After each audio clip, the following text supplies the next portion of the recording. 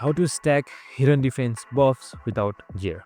So in this video, I'm going to explain you how you can stack hidden defense buffs without any gears or without any gems spent in those gears in Game of Thrones King's Road.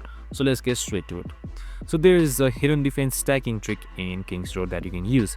Some skills give temporary defense boosts. Rotate heroes who have shields or guard skills.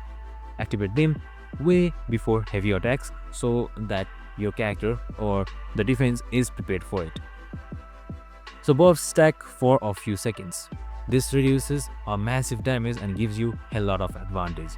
It works even without strong gears, so make sure you plan properly and do what I say and you should be good to go. This is perfect for boss fights and PvE walls. This will help you a lot. And that's it, super simple and easy. I hope this video helped.